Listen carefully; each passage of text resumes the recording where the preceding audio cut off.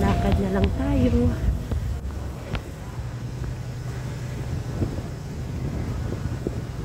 Happy Best Friday.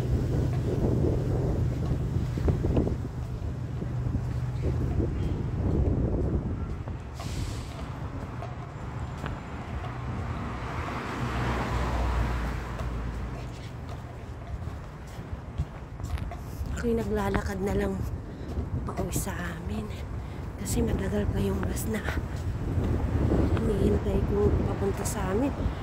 17 minutes pa na darating, kaya nilakad ko na lang.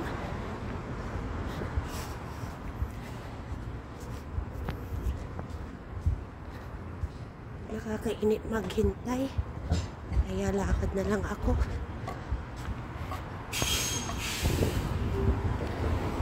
Para exercise, diba?